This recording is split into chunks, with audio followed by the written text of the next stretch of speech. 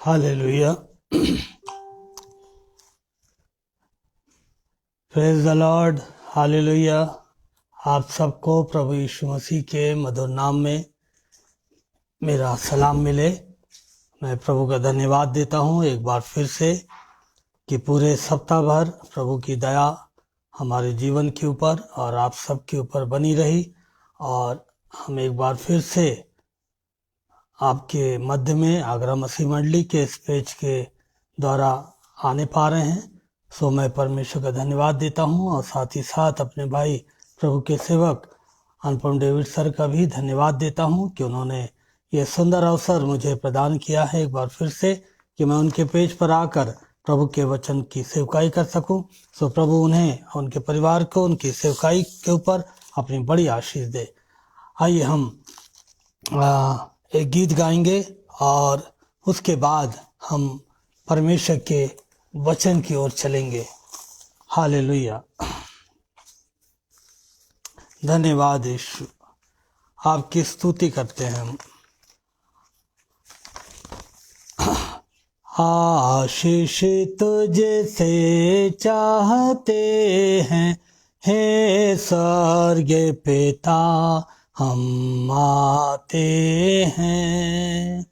आशीष तुझसे चाहते हैं हे स्वर्ग पिता, हम आते हैं। कोई खूबी है ना लियाकत, बख्शो हमको अपनी ताकत। कोई खूबी है ना लियाकत, बख्शो हमको अपनी ताकत। खाली दिलों को लाते हैं, खाली दिलों को लाते हैं हे स्वर्ग पिता, हम आते हैं। आशीष तुझसे चाहते हैं हे स्वर्ग पिता, हम आते हैं। तुम हो शक्तिमान प्रभु जी, कुदरत तुम्हारी शान जी। तुम हो शक्तिमान प्रभु जी, कुदरत तुम्हारी शान जी। हम दो सना हम गाते हैं, हम दो सना हम गाते हैं हे स्वर्ग पिता, हम आते हैं। आशीष तुझसे चाहते हैं हे स्वर्ग पिता, हम आते हैं। हमने बहुत खताएं की हैं, रहे निकाम जफ़ाएं की है। हमने बहुत खताएं की हैं, रहे निकाम जफ़ाएं की हैं। शर्म से सिर झुक जाते हैं, शर्म से सिर झुक जाते हैं हे स्वर्ग पिता, हम आते हैं। आशीष तुझसे चाहते हैं हे स्वर्ग पिता, हम आते हैं। बंदे को तू कभी ना भूले, दुख सहे दुनिया में तूने। बंदे को तू कभी ना भूले, दुख सहे दुनिया में तूने। उसी प्यार को चाहते हैं, उसी प्यार को चाहते हैं। हे स्वर्ग पिता हम आते हैं, आशीष तुझसे चाहते हैं। हे स्वर्ग पिता हम आते हैं। पिता, हम आपके चरणों में आते हैं। हाँ प्रभु, हम इस बात को स्वीकार करते हुए आपके निकट आते हैं, क्योंकि प्रभु हमारे जीवन में कोई खूबियाँ लियाकत नहीं है, क्योंकि प्रभु हम तो हर पल आपकी आज्ञा का उल्लंघन करते हैं और हर पल हम उन्हीं कामों को अंजाम देते हैं जो प्रभु आपकी दृष्टि में गलत हैं। लेकिन पिता, हम धन्यवाद देते हैं कि प्रभु यीशु मसीह में आप निरंतर हम पर अपनी दया को बनाए रखते हैं और प्रभु हमें हमारे पापों के अनुसार प्रभु आप बदला नहीं देते, बल्कि अपने प्रेम में होकर हमें अवसर देते हैं प्रभु कि हम आपके निकटता में आएं और प्रभु आपकी संगति में चल सकें। सो पिता, आप हमारी भूल चूक नादानियों को, पाप अपराधों को क्षमा करें और अपने उस क्रूस के ऊपर बहाए हुए लहू से हमारे पापों को, भूल चूक नादानियों को क्षमा करके हमें हमारे सारे पापों से आप शुद्ध पवित्र करें।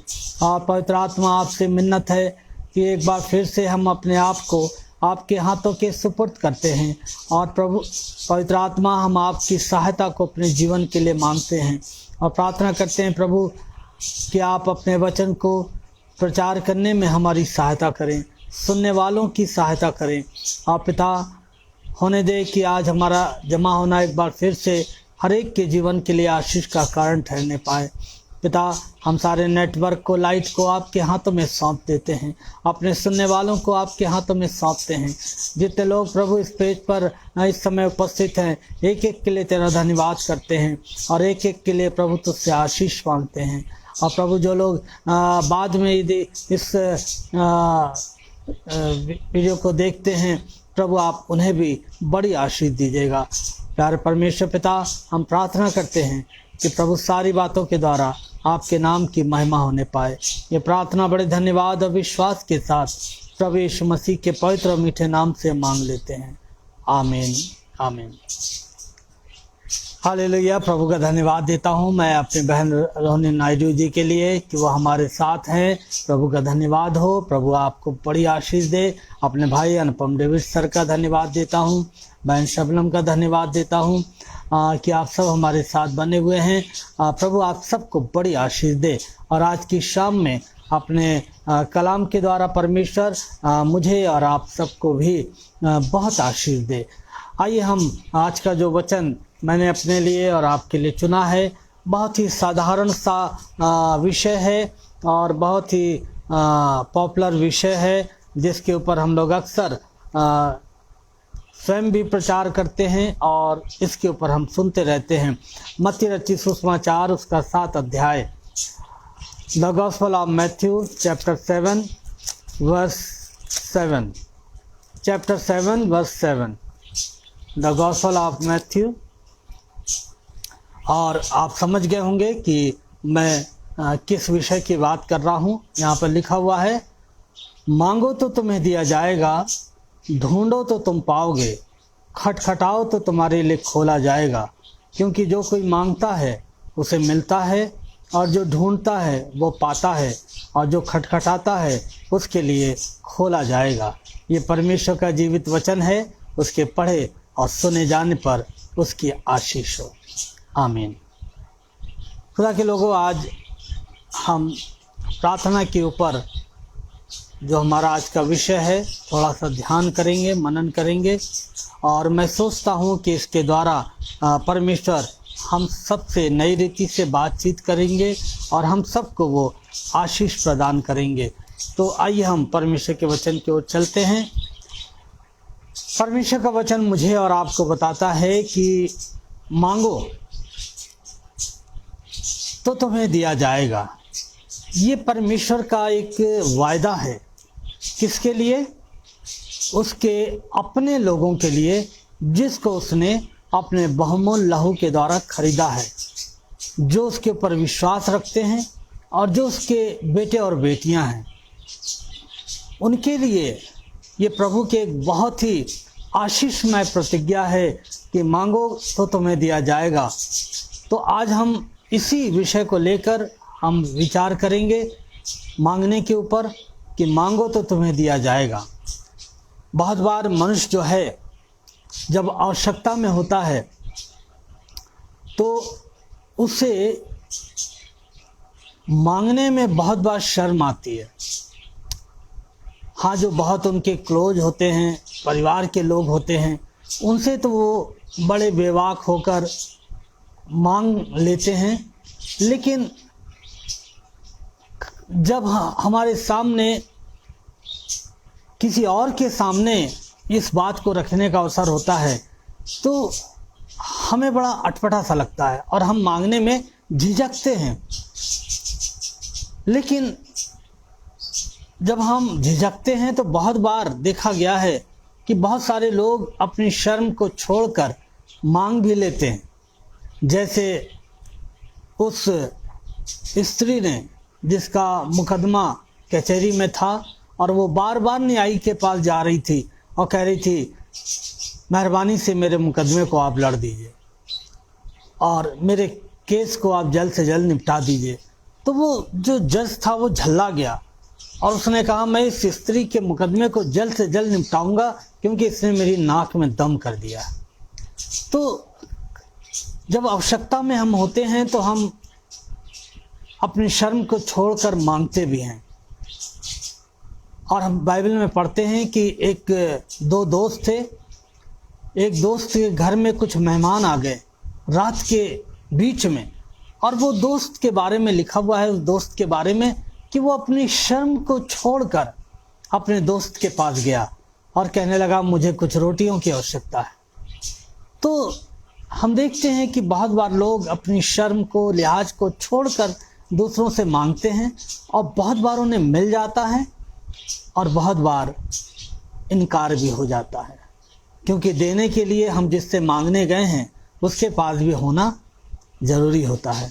यदि उसके पास होगा तो वो देगा, और कभी कभी मनुष्य के पास होने के बावजूद भी वो सामने वाले को मना कर देता है। लेकिन परमेश्वर का वचन जो है वो कह रहा है कि मांगो तो तुम्हें मिलेगा। मतलब यहाँ पर एक श्योरिटी है, किसी तरह का इसमें कोई भी वो नहीं है, संशय नहीं है कि तुम मांगोगे और तुम्हें नहीं मिलेगा, क्योंकि परमेश्वर का वचन हमें बताता है कि ये हो नहीं सकता कि कोई रोटी मांगे और उसका पिता उसको पत्थर और सांप और बिच्छू दे, है ना। तो ये हो नहीं सकता। तो ये एक श्योरिटी है, ये एक सच्चा वायदा है परमेश्वर का कि तुम मांगोगे तो तुम्हें दिया जाएगा। लेकिन हमारा आज का ये जो विषय है मांगना, आज हम केवल मांगने के ऊपर विचार करेंगे और कुछ ऐसी बातों को आज हम देखेंगे मांगने के संदर्भ में जिनके अलावा भी परमेश्वर चाहता है कि हम उन कामों को करें। मांगने के अलावा भी हम कुछ कामों को करें। तो सबसे पहली बात है कि प्रार्थना जो है वो केवल मांगना नहीं है। बहुत बार हम जब इस पद को पढ़ते हैं हम इस बात को सोचने लगते हैं कि खुदा के कलाम में यीशु मसीह ने ये वादा किया है मांगो तो तुम्हें दिया जाएगा। तो हाँ, ये सच है, मांगना हमारा अधिकार है और यीशु हमारे मांगने पर देते हैं। लेकिन जब मैं इस बात के ऊपर विचार कर रहा था कि क्या प्रार्थना केवल मांगना ही है, क्या हम केवल परमेश्वर से जीवन भर मांगते ही रहें, तो परमेश्वर की आत्मा ने मुझसे इस बात को सिखाया कि प्रार्थना केवल मांगना नहीं है, बल्कि प्रार्थना परमेश्वर को कुछ देना भी है। और जो देना है वो क्या चीज़ हमें परमेश्वर को देनी है, इससे पहले कि हम परमेश्वर से मांगे, परमेश्वर हमें ये सिखाना मांग रहा है कि प्रार्थना केवल मांगना नहीं है बल्कि कुछ देना भी है। यदि हम दानियेल नबी की किताब को देखते हैं, उसकी 6 अध्याय उसके 10 पद को, तो वहाँ पर हम देखते हैं कि दानियल जो है एक ऐसा जवान था जो बहुत ही व्यस्त जवान था, और वो खुदा का एक बहुत अच्छा विश्वासी था परमेश्वर का। तो बाइबल हमें और आपको इस बात को बता रही है कि प्रार्थना केवल मांगना नहीं है बल्कि कुछ देना भी है।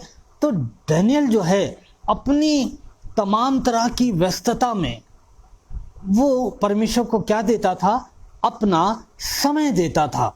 और हम देखते हैं दानियल 6:10 में कि दानियल के जीवन में वो 3 टाइम क्या करता था? यरूशलेम की ओर जो खिड़की खुलती थी वहाँ पर जाकर वो अपने रूम में 3 बार उस जीवित परमेश्वर से प्रार्थना किया करता था।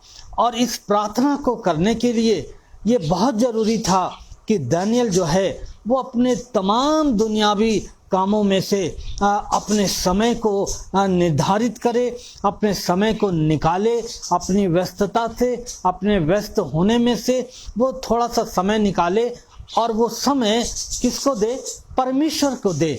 और जब वो अपना समय निकाला करता था तो वो समय उसका प्रार्थना के लिए हुआ करता था, परमेश्वर की संगति के लिए हुआ करता था। प्रभु यीशु मसीह के जीवन में भी हम देखते हैं कि प्रभु यीशु मसीह मेरा और आपका एक बहुत अच्छा उदाहरण है, एक बहुत अच्छा वो हमारे लिए एक सबक है कि यीशु मसीह जो हैं वो जब सेवकाई में आए तो बाइबल बताती है कि यीशु मसीह गांव-गांव, नगर-नगर पैदल अपने चेलों के साथ सुसमाचार को प्रचार किया करता था, परमेश्वर के वचन को बांटा करता था। और लेकिन इन सब चीज़ों के बावजूद हम देखते हैं कि प्रभु यीशु मसीह जब सवेरे निकला करते थे तो वो बड़ी भोर में वो क्या किया करते थे? पहला काम कि वो अपना समय अपने पिता परमेश्वर को प्रार्थना में दिया करते थे। और वो समय प्रार्थना का समय होता था। इससे पहले वो दूसरा काम आरंभ करते, वो परमेश्वर के साथ समय व्यतीत करते थे। और समय व्यतीत करने के लिए हमें समय निकालने की बहुत आवश्यकता है। और प्रभु यीशु मसीह न केवल सवेरे बल्कि जब वो दिन भर गांव-गांव और तमाम जगहों में जाकर प्रचार किया करते थे, और जब वो थक जाया करते थे तो लिखा हुआ है कि वो चेलों को एक तरफ छोड़ दिया करते थे और वो चेलों से कहा करते थे कि मैं प्रार्थना करने के लिए जा रहा हूँ। और वो जाकर उनसे थोड़ी दूरी पर वो प्रार्थना किया करते थे। और मैं सोचता हूँ कि जो संध्या की प्रार्थना थी वो केवल और केवल मैं सोचता हूँ कि वो धन्यवाद की प्रार्थना हुआ करती होगी प्रभु यीशु की, कि वो धन्यवाद देते होंगे कि प्रभु तूने आज सवेरे से लेकर शाम तक मेरी सहायता करी और मैं तेरी सामर्थ से, तेरी सहायता से मैं रोगियों को चंगा कर पाया, लोगों को सुसमाचार सुना पाया, लोगों को तेरी निकटता में लाने पाया। इन सारी बातों के लिए उसके लिए धन्यवाद की ये प्रार्थना होती होगी और वो अपना समय प्रार्थना के लिए दिया करता था। लेकिन आज सवाल ये है कि क्या मैं और आप केवल प्रार्थना को हमने एक मांगने का साधन समझ लिया है, या केवल प्रार्थना हमारे लिए केवल मांगना है, या फिर प्रार्थना के लिए हमारे पास संसार की, सांसारिक चीज़ों की, सांसारिक काम को करने के लिए हम सारा समय निकाल लेते हैं कि हमें ये काम करना है, हमें वो काम करना है, लेकिन हम परमेश्वर को जो समय देना होता है हम उस समय को निकाल नहीं पाते हैं। और इसी कारण से बहुत बार हमारा जो आत्मिक जीवन होता है, जब किसी ने कहा है प्रभु के एक बहुत बड़े दास ने, थोड़ी प्रार्थना थोड़ी सामर्थ, थोड़ी प्रार्थना थोड़ी सामर्थ। यदि आप थोड़ी प्रार्थना करेंगे थोड़ी सामर्थ आपको मिलेगी, लेकिन आप ज़्यादा प्रार्थना करेंगे ज़्यादा सामर्थ आपको मिलेगी। और यीशु मसीह इसीलिए अपना समय प्रार्थना के लिए निकाला करते थे। लेकिन आज प्रश्न यह है कि क्या मैं और आप अपने व्यस्त जीवन में, अपने बहुत ही बिजी शेड्यूल में क्या हम अपने समय को प्रार्थना के लिए निकाल पाते हैं? हमारी मॉर्निंग प्रेयर, हमारा पर्सनल व्यक्तिगत प्रार्थना का जीवन, हमारा पारिवारिक प्रार्थना का जीवन, क्या हम इन सब के लिए प्रार्थना के लिए समय परमेश्वर के लिए निकाल पा रहे हैं या नहीं? यदि हम प्रार्थना के लिए समय नहीं निकाल पा रहे हैं, यदि हम प्रार्थना नहीं कर पा रहे हैं, एक बात आप हमेशा याद रखिए, वो जो पुरानी बातें हैं, वो जो पुराना जीवन है, वो धीरे धीरे आपके ऊपर हावी होने लगेगा। और आप पाएंगे कि एक समय था जब आप प्रार्थना करते थे तो आपका जीवन जो है सामर्थ्य से भरा हुआ होता था, लेकिन जैसे जैसे प्रार्थना के लिए समय कम होता गया, आपकी सामर्थ्य जो है वो कम होती गई, और वो जो पुरानी बातें थीं, वो जो पुराना जीवन था, वो फिर से आपके अंदर लौटने लगता है, और आप अंत में पाते हैं कि आप जहाँ से चले थे शायद आप वहीं फिर से पहुँच जाते हैं। इसलिए प्रार्थना बहुत ज़रूरी है, और इसीलिए यीशु मसीह ने कहा कि प्रार्थना करो ताकि तुम परीक्षा में ना पड़ो। तो खुदा के लोगों, प्रार्थना केवल मांगना नहीं है, बल्कि प्रार्थना देना भी है, और वो है अपना समय। क्या हम अपना समय प्रभु को दे रहे हैं या नहीं दे रहे हैं? एक बार मैंने एक व्यक्ति से पूछा, व्यक्ति तो नहीं, एक महिला थी वो, कि बहन, क्या आप अपने प्रार्थना के जीवन में ईमानदार हैं? क्या आप आपकी जो डिवोशन लाइफ है, परमेश्वर का वचन आप प्रतिदिन पढ़ती हैं? उन महिला ने मुझे उत्तर दिया, हाँ सर, हाँ भाई साहब, मैं सवेरे जो मसीह प्रोग्राम आता है वो सुनती हूँ, फिर दिन में भी 3 बजे एक मसीह प्रोग्राम आता है वो सुनती हूँ, और रात में भी एक मसीह प्रोग्राम आता है, मैं उसे भी सुनती हूँ। मैंने कहा, बहन, ये इससे आपका जो व्यक्तिगत जीवन है वो कहीं भी आपको सामर्थ्य नहीं बनाएगा। यदि आप व्यक्तिगत रूप से जो समय परमेश्वर का है, यदि आप व्यक्तिगत रूप से परमेश्वर के साथ प्रार्थना नहीं करती हैं, व्यक्तिगत रूप से परमेश्वर के वचन को समय नहीं देती हैं, तो आपका जो आत्मिक जीवन है वो धीरे धीरे कमज़ोर होता जाएगा। उस रेडियो प्रोग्राम को सुनना आपके लिए बहुत अच्छा है, उससे हम आत्मिक जीवन में नई नई बातों को सीखते हैं, मजबूत होते हैं, आगे बढ़ते हैं। लेकिन जब हम प्रार्थना में अपने जीवन को देते हैं, परमेश्वर के वचन को पढ़ते हैं, तो प्रार्थना जो है हमें आत्मिक रीति से क्या करती है? मजबूत बनाती है। परमेश्वर का वचन हमें मजबूत बनाता है कि हम परमेश्वर में जड़ पकड़ने पाते हैं, और उसमें दिन प्रतिदिन सामर्थ्य होते जाते हैं।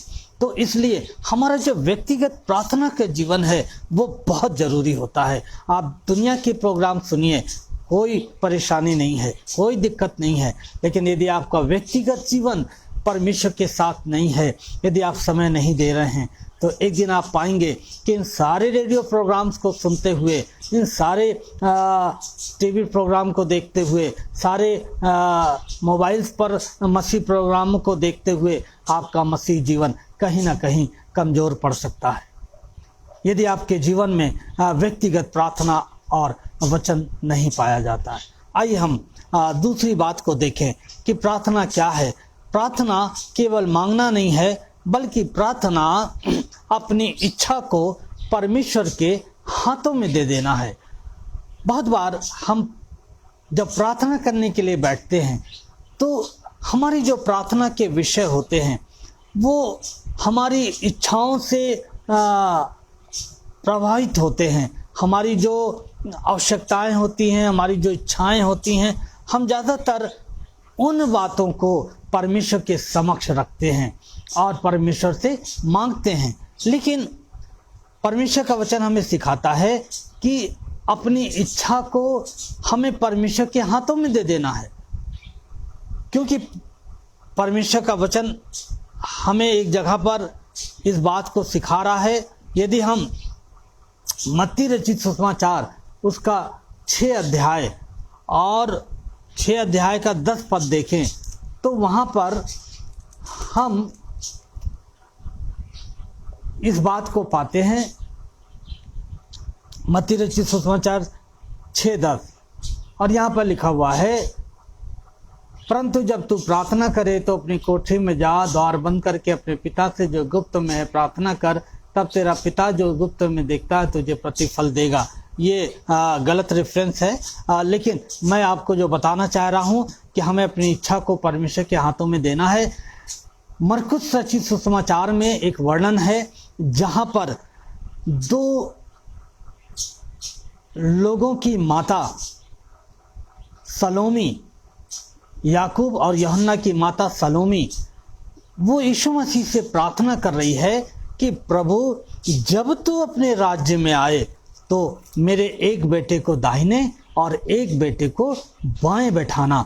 और तब प्रभु यीशु मसीह सलोमी से कहते हैं कि मेरा जो कार्य है किसी को दाएं और बाएं बैठाना नहीं है, बल्कि ये कार्य पिता का है।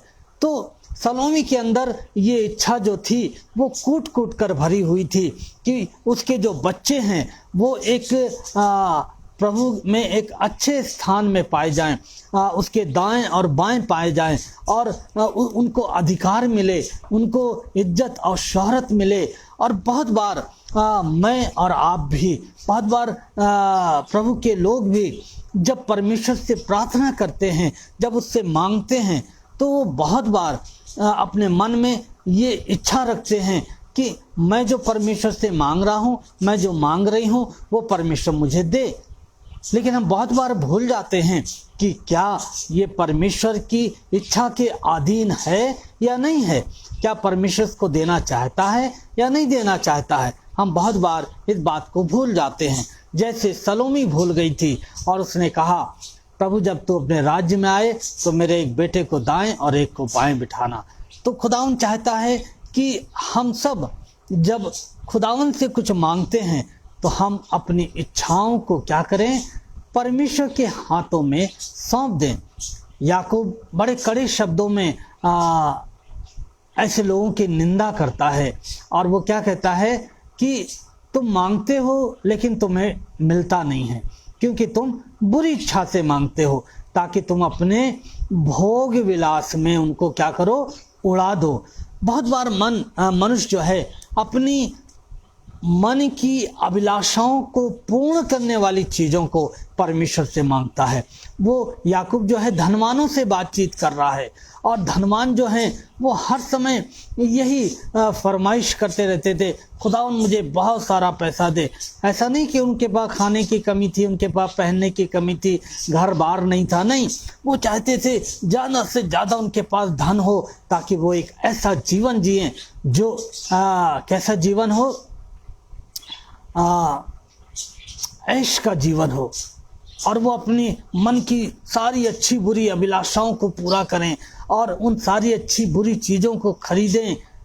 लेकिन बहुत बार जब एक प्रभु का जन इन विचारों को लेकर प्रार्थना करता है तो प्रभु का वचन कहता है कि प्रार्थना केवल मांगना नहीं है, बल्कि अपनी इच्छा को परमेश्वर के हाथों में दे देना है। और इसीलिए यीशु मसीह ने जब प्रार्थना करी तो उसने इसी बात को कहा कि मेरी नहीं परंतु तेरी इच्छा पूरी हो। यीशु मसीह जब भी प्रार्थना करते थे तो वो इस बात को बोलते थे कि पिता मेरी नहीं बल्कि तेरी इच्छा पूरी हो। और हमें और आपको भी बहुत बार इस बात को ध्यान में रखना चाहिए कि जब हम परमेश्वर से कुछ मांग रहे हैं तो हम इस बात को देखें कि कहीं हमने अपनी इच्छाओं की, अपनी अभिलाषाओं की लिस्ट तो परमेश्वर के हाथों में नहीं दी है, जिसे परमेश्वर चाहता है कि हम उसके हाथों में दे दें। क्योंकि परमेश्वर कह रहा है कि तुम ना तो वस्त्र की चिंता करो, ना खाने की चिंता करो। तुम्हारा स्वर्गीय पिता जानता है तुम्हें किस बात की आवश्यकता है, और अपनी सारी चिंता किस पर डाल दो? मुझ पर डाल दो। तो हमें बहुत बार इन चीज़ों की जो नाशमान हैं, जो संसारिक हैं, हमें इनके पीछे नहीं भागना चाहिए, और निरंतर हमें अपने परमेश्वर के हाथों में इन बातों को दे देना चाहिए कि परमेश्वर, यदि तेरी इच्छा हुई तो ये चीज़ मुझे मिल जाएगी। एक बार जब मैं इस लाइन में आया तो मेरे लिए एक जॉब का ऑफ़र आया और मैंने उसको अपना भी लिया। तो उसमें करीब 12 बोर्ड मेंबर बैठे हुए थे और मैं उनके बीच में अकेला था। और मैंने सोचा कोई बिब्लिकल प्रश्न करेंगे, तो उन्होंने मुझसे सवाल किया कि विनय, यदि आपके पास फ्रिज ना हो तो आप कैसे सेवा करेंगे? मैंने कहा, सर फ्रिज से थोड़ी सेवा होती है। कह रहे, नहीं भाई, आप जाएंगे प्रचार करने, दोपहर में लौट कर आएंगे, शाम को घर लौट के आएंगे, आपको प्यास लगेगी, ठंडा पानी चाहिए होगा, और आपके पास फ्रिज नहीं है, तो आप कैसे सेवा करेंगे? मैंने कहा, सर जब तक फ्रिज नहीं है, अभी तक मैं जी रहा हूँ और ठंडा पानी भी पी रहा हूँ, भले वो फ्रिज का ना हो, और प्रभु मुझे तृप्त किए हुए है। जब समय आएगा प्रभु का, तो प्रभु मुझे फ्रिज भी देगा, क्योंकि उसने कहा है कि जवान सिंहों को तो घटी होती है और वे भूखे भी रह जाते हैं, परंतु यहोवा के खोजियों को किसी भली वस्तु की घटी नहीं होती है। और खुदा ने उनके मन में काम किया। शायद उनको मेरा ये जवाब, शायद वो परखना चाह रहे थे मुझे, और उन्होंने कहा, ठीक है, आप जाकर बाहर बैठिए। और मैं आपको बताना चाहता हूँ कि 7-8 लड़के थे हम लोग जिनका इंटरव्यू हुआ था। उन 7-8 लड़कों में मेरा सिलेक्शन हुआ और मैं उस जॉब के लिए चुन लिया गया। तो कहने का अर्थ यह है कि हम इन बातों के लिए परेशान ना हो कि ये चीज़ नहीं है हमारे पास, ये चीज़ नहीं है हमारे पास, और हम उन्हें खुदा के सामने रख दें। नहीं, खुदा का कलाम कहता है कि तुम्हारे मांगने से पहले उसे मालूम है कि तुम्हें किन किन चीज़ों की ज़रूरत है। बाद में खुदा ने मुझे फ्रिज भी दिया। प्रचार करने के लिए साइकिल से जाना पड़ता था। आप यकीन नहीं करेंगे, मैं 30 किलोमीटर एक तरफ से जाता था साइकिल चला के, 30 किलोमीटर दूसरी तरफ से आता था चलाकर। 60 किलोमीटर साइकिल प्रतिदिन चलाता था, और प्लस उस पर करीब 80 किलो का वजन होता था। उस समय वो गॉस्पेल पैकेट हुआ करते थे जिन्हें हम लोग गांव देहातों में बांटा करते थे। उन गॉस्पेल पैकेटों को हम एक बोरा पीछे फंसाते थे साइकिल में, 2 झोले साइकिल के आगे हैंडल में, और तब वो 30 किलोमीटर का सफ़र हम पूरा करते थे। और वहाँ जाकर हम कोई आराम नहीं करते थे, हमें उन गॉस्पेल पैकेटों को डिस्ट्रीब्यूट करना होता था, और फिर हम एक एक लोगों के घरों में जाकर, सड़क पर, गांव में जाकर उन गॉस्पेल पैकेटों को दिया करते थे।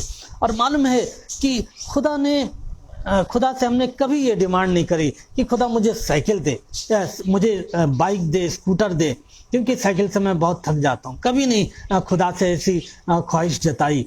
लेकिन आपको मालूम है, खुदा जानता था कि यदि मैं इसे अभी बाइक दे दूंगा, तेल डलवाने के लिए तो इसके पास पैसे हैं नहीं, क्योंकि सैलरी बहुत थोड़ी थी, तेल कहाँ से डलवाता मैं। लेकिन एक समय आया कि खुदा ने मुझे एक व्यक्ति के मन में डाला कि वो मुझे स्कूटर दे, और उस समय एनवी नई चली थी, और उन्होंने मुझे वो एनवी स्कूटर पूरी नई खरीद कर दी। और खुदा का ये फजल रहा कि मैं उसमें तेल भी डलवाने पाया। तो खुदावन जो है, हमारी हर एक उन चीज़ों को जिनकी हम अभिलाषा करते हैं, वो जानता है और अपने समय पर हमें देता है। और इसलिए खुदा चाहता है कि हम इन सब चीज़ों के पीछे ना भागें।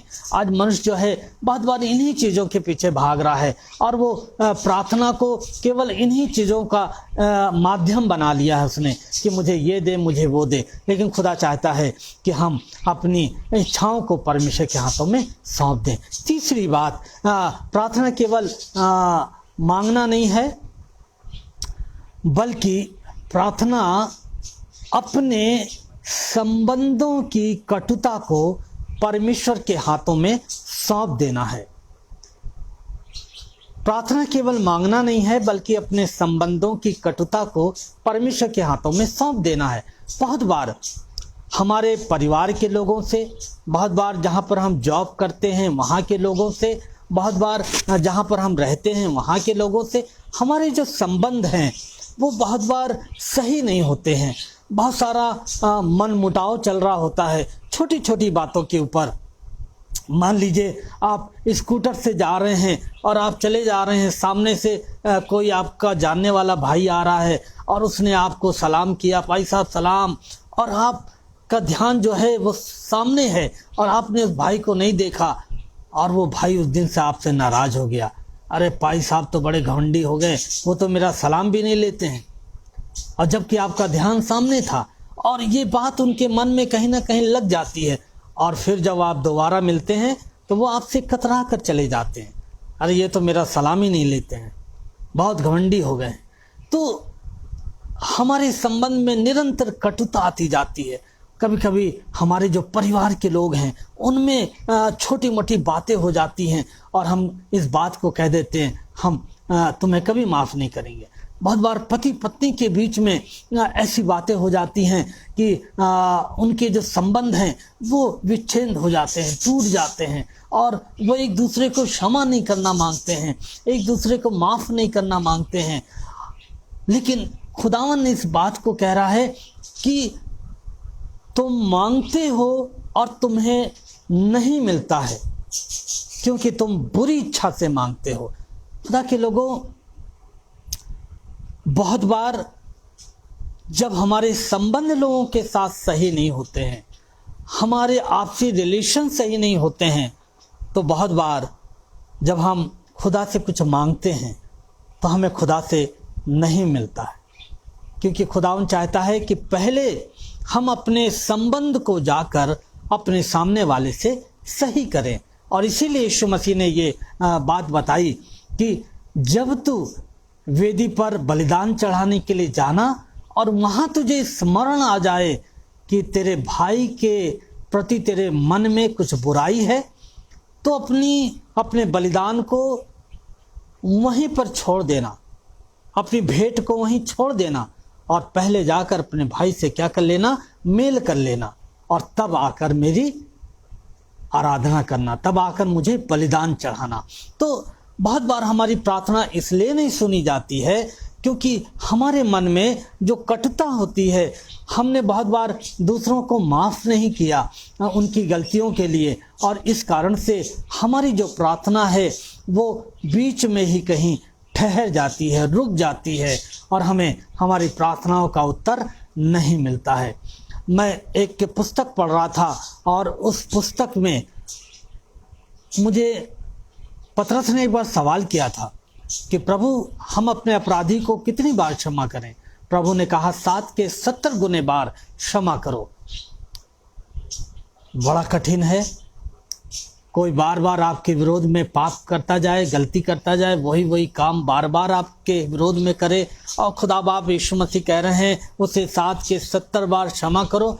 बड़ा कठिन है। दुनियावी आत्मा में जब हम होकर इस बात को सोचते हैं तो बहुत कठिन है। लेकिन मैं किताब में एक सच्ची घटना पढ़ रहा था और वो घटना मेरे ख्याल से बाहर की थी, अमेरिका की थी, कि 2 दोस्त थे और वो अगल बगल रहा करते थे। एक दोस्त का फैमिली था, उसके फैमिली में उसकी पत्नी थी और उसकी छोटी 10 साल की बच्ची थी, और वो दूसरा दोस्त अकेला था, बैचलर था, और वो बगल के घर में रहता था। एक बार क्या हुआ कि अचानक से उस फैमिली वाले दोस्त की बेटी गायब हो गई जो 10 साल की थी।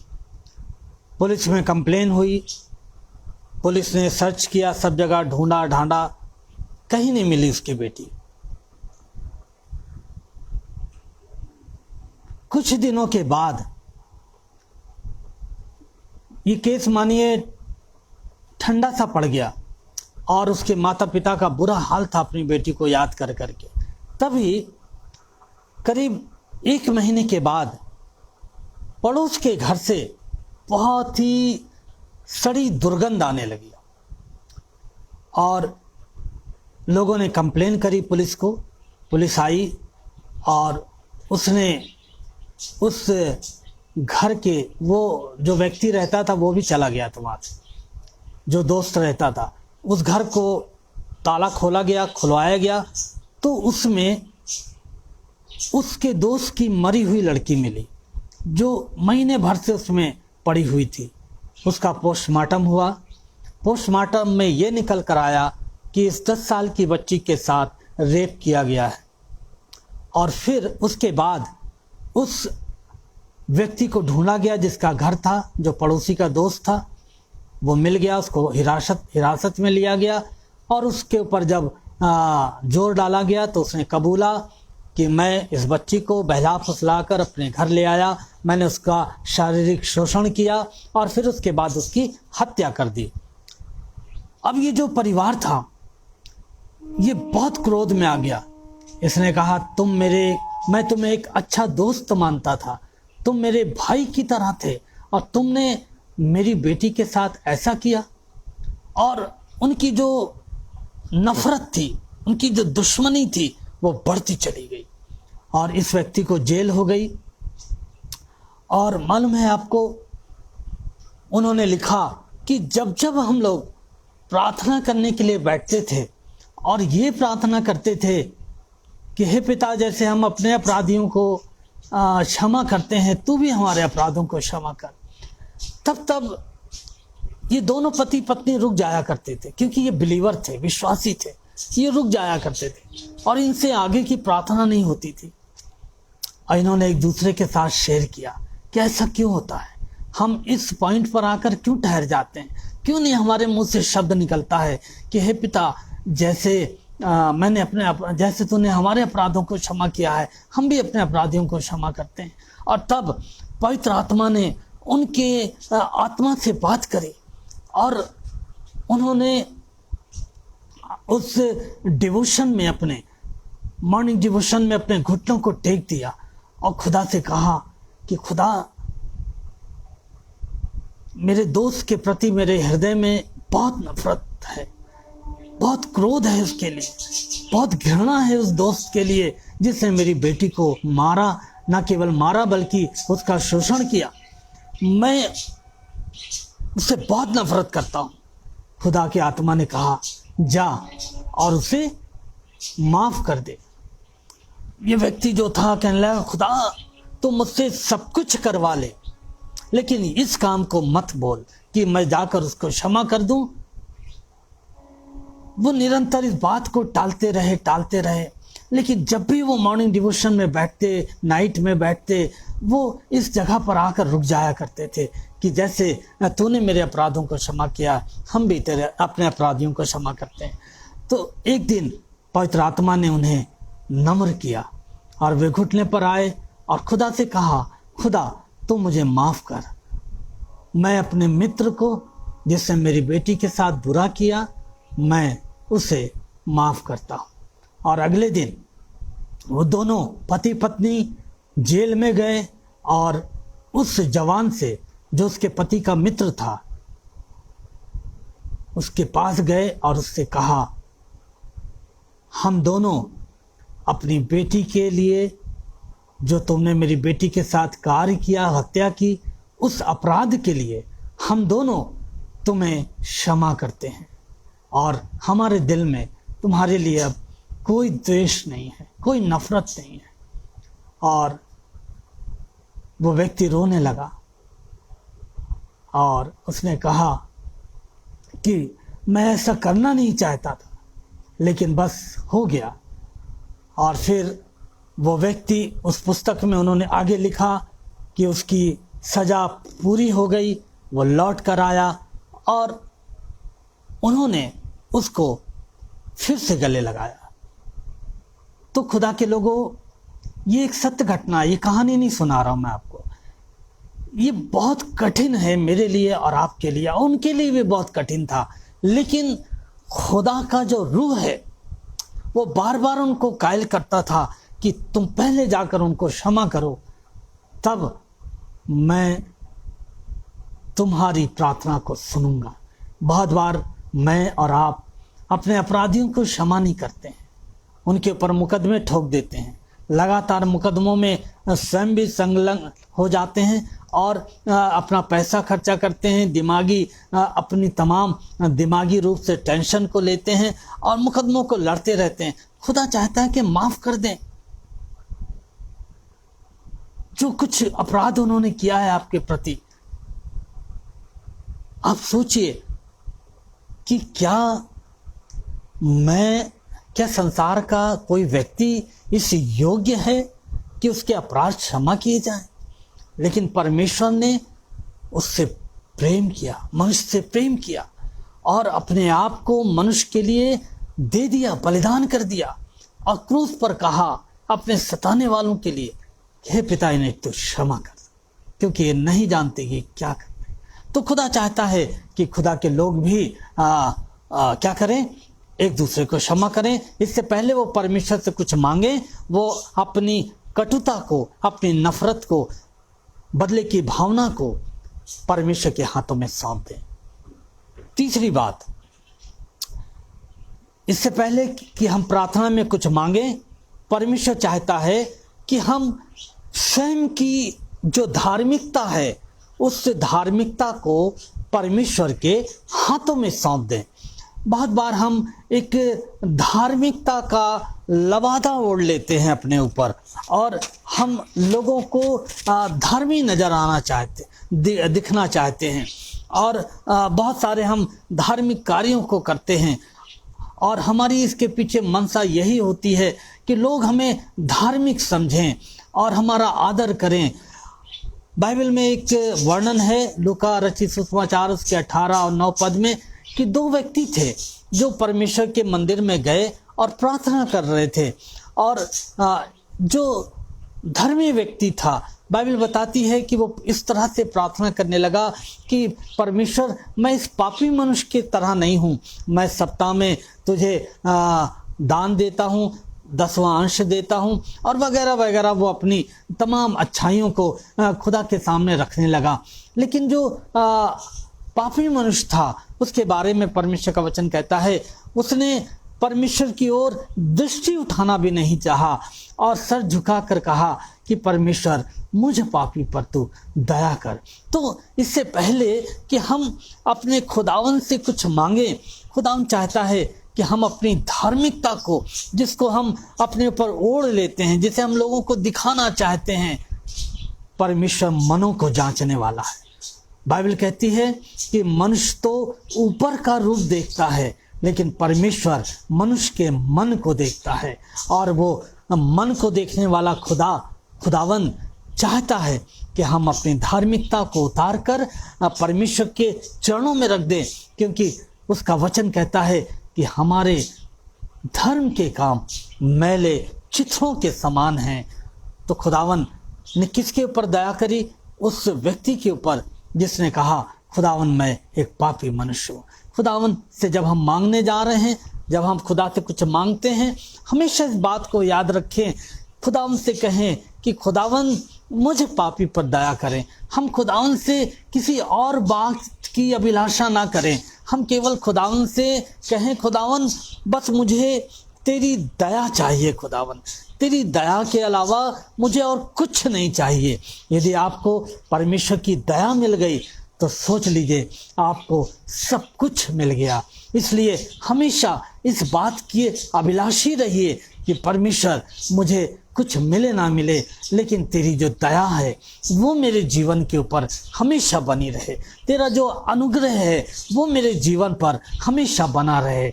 और हम खुदा की नज़रों में धर्मी बनने पाएं, ना कि लोगों के सामने जब हम खुदा से कुछ मांगने जा रहे हैं। और एक और बात हम देख लेते हैं जल्दी से, समय होने जा रहा है। हमें अपने घमंड को परमेश्वर के हाथों में दे देना है। इससे पहले कि हम परमेश्वर से मांगने जा रहे हैं, उससे प्रार्थना करने जा रहे हैं, यदि हमारे अंदर किसी भी तरह का कोई भी घमंड पाया जाता है तो हम उस घमंड को क्या करें, परमेश्वर के हाथों में सौंप दें। बहुत बार ये जो घमंड की जो लिस्ट है, जो सूची है, वो बहुत लंबी है। मनुष्य के जीवन में मनुष्य को तरह तरह के घमंड होते हैं, बड़े बड़े घमंड होते हैं, और छोटी छोटी बातों का भी बहुत घमंड होता है। दूसरा राजा उसका 5 अध्याय और उसका 12 पद, दूसरा राजा 5:12, और यहाँ पर परमेश्वर का वचन हमें और आपको एक सेनापति के बारे में बताता है जिसका नाम है नामान कोढ़ी। और ये नामान कोढ़ी जो है ये आराम के राजा का सेनापति है।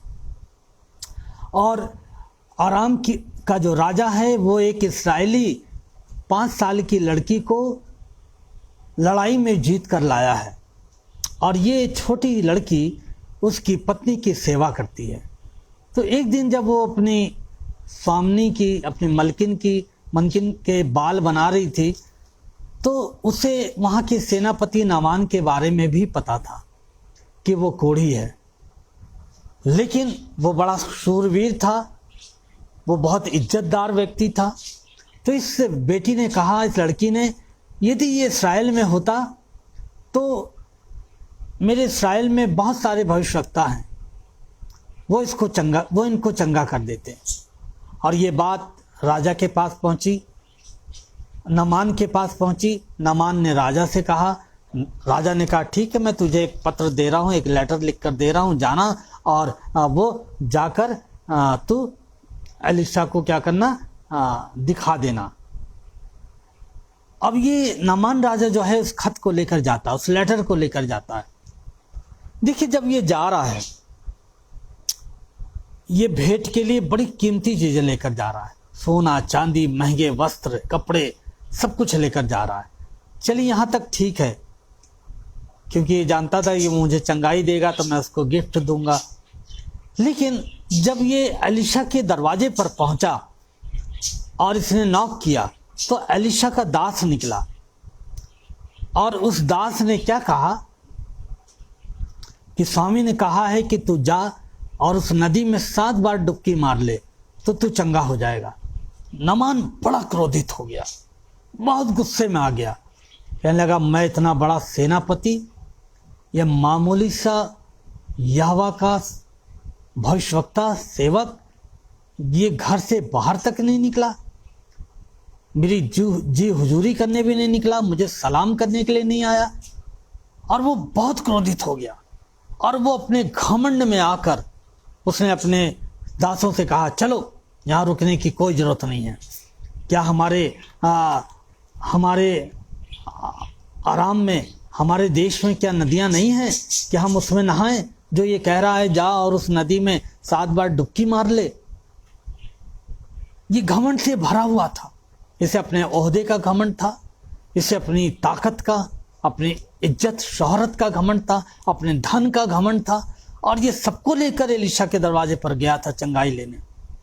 लेकिन इसका दास बड़ा समझदार था, न जाने इसको कहाँ से ये बुद्धि आ गई। उसने कहा, स्वामी यदि वो कोई और काम आपसे कहते करने के लिए तो क्या आप नहीं करते? मान लीजिए जो वो कह रहे हैं। बात नामान के समझ में आ गई और वो गया और उसने 7 बार उस यरदन नदी में डुबकी मारी। और परमेश्वर का वचन बताता है कि उसका बदन एक छोटे बच्चे के मानिंद हो गया। खुदा के लोगों, जब हम अपने घमंड को लेकर परमेश्वर के निकट जाते हैं कि हम बहुत धर्मी हैं, हम बहुत अच्छे हैं और हम तो बहुत चर्च में बहुत ऊंचे ओहदे पर हैं और हम तेरी सेवा करते हैं, हम दान देते हैं। तरह तरह के घमंड है इंसान के जीवन में। एक और घमंड मैं बताता हूँ, बहुत छोटा सा घमंड है। एक बार मैं एक व्यक्ति से मिला, मुझे हंसी आती है वो याद करके। उन्होंने कहा कि अरे भाई साहब, आप उस व्यक्ति को जानते हैं? मैंने हाँ जानता हूँ।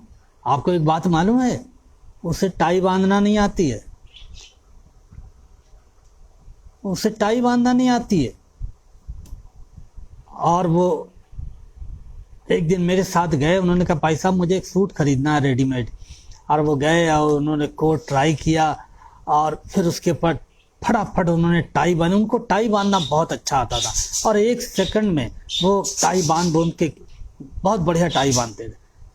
तब मेरी समझ में ये बात आई कि उन्होंने क्यों कहा कि भाई साहब उनको टाई बांधना नहीं आती है। शायद उनके मन में कहीं ना कहीं ये घमंड था कि मुझसे अच्छी टाई कोई नहीं बांध लेता है, मुझे टाई बांधना आता है। ये छोटी सी बात है, छोटा सा घमंड है, लेकिन इंसान को ये दीमक की तरह खा जाता है। और हम बहुत बार लोगों की इज्जत करने से चूक जाते हैं और सबसे ज़्यादा अपने खुदावन की इज्जत करने से चूक जाते हैं, क्योंकि जहाँ घमंड है वहाँ पाप है। और खुदावन चाहता है कि जब हम मांगने जा रहे हैं तो हम अपने घमंड को खुदा के हाथों में सौंप दें। तो खुदावन चाहता है कि इससे पहले कि हम खुदा से हम कुछ मांगें, तो आज हमने देखा कि प्रार्थना क्या है। प्रार्थना केवल मांगना नहीं है, प्रार्थना कुछ देना है। और परमेश्वर चाहता है कि हम अपना समय परमेश्वर को दें, अपनी इच्छा को परमेश्वर के हाथों में सौंप दें, अपने अपराधियों को क्षमा करें, अपनी धार्मिकता को परमेश्वर के हाथों में दे दें और उसकी दया को हम अपने लिए मांगें और हम अपने घमंड को खुदा के हाथों में दे दें। और जो पॉइंट मैंने शेयर नहीं किया मैं ऐसे ही बता दे रहा हूँ, अपने अशुद्ध विचारों को, गंदे ख्यालों को, गंदे विचारों को हम परमेश्वर के हाथों में सौंप दें, क्योंकि ये जो गंदे विचार हैं ये हमारे आत्मिक जीवन को दीमक के समान खा जाते हैं, चाट जाते हैं और हमारा आत्मिक जीवन पूर्ण रीति से नाश हो जाता है। जैसे दीमक एक किताब में जब लग जाती है, कागज में लग जाती है, तो वो कागज जो है वो रखा तो रहता है, दिखता तो है कि रखा है कुछ, लेकिन उसके अंदर कुछ नहीं होता है। तो ये जो गंदे विचार हैं ये हमारे जीवन को नाश कर देते हैं। तो खुदावन चाहता है कि हम इन सारी बातों को क्या करें, खुदा के हाथों में दे दें, सौंप दें, और तब खुदावन जो है हमारी दुआ को सुनेगा और उसका उत्तर देगा और अपनी दया में होकर हमें ब्लेस करेगा, आपको ब्लेस करेगा। तो आइए, जब हम प्रार्थना करने बैठते हैं, जब आपको ऐसा लगता है कि समय कम पड़ जाएगा, समय नहीं है आज हमारे पास प्रार्थना करने का, आप अपने दुनिया के कामों को करने से पहले, चाहे दुनिया का एक काम छूट जाए, छूट जान दीजिए, लेकिन खुदा का जो समय है वो उसको देना सीखें। हर एक जन, मैं हूँ, चाहे आप हैं, चाहे कोई है, खुदा को उसका समय दें और उसके साथ प्रार्थना करने से पहले हम अपने समय को जरूर खुदा के लिए बचा कर रखें। खुदा आप सबको बड़ी आशीष दे। आप खुदावंद के वचन कलाम को सुनने के लिए इस पेज पर आगरा मसीह मंडली के बने रहे।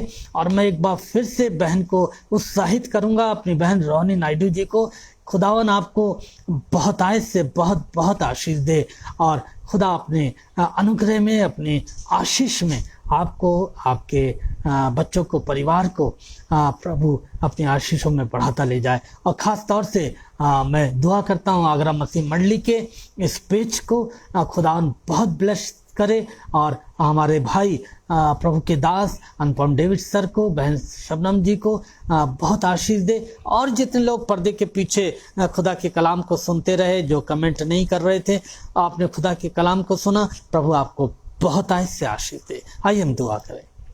प्यारे खुदावन, हम आपको धन्यवाद देते हैं आपके जीवित वचन के लिए, आपके पवित्र आत्मा की सहायता और अगुवाई के लिए। प्रभु आज जो कुछ आपने हमें सिखाया है, होने दे प्रभु कि हम अपने जीवन में इस बात को सीख सके कि प्रार्थना केवल मांगना नहीं है, बल्कि प्रभु आपको कुछ देना भी है। तो प्रभु, जब हम इस संसार में जीते हैं और जब प्रार्थना करने के लिए बैठते हैं, तो हम हमेशा याद रखें कि हमें केवल मांगना नहीं है, बल्कि उन चीज़ों को भी आपके हाथों में सौंपना है जिन्हें आप चाहते हैं कि हम आपके हाथों में सौंप दें।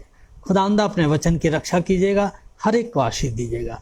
प्रभु यीशु मसीह के नाम से दुआ मांगते हैं, आमीन।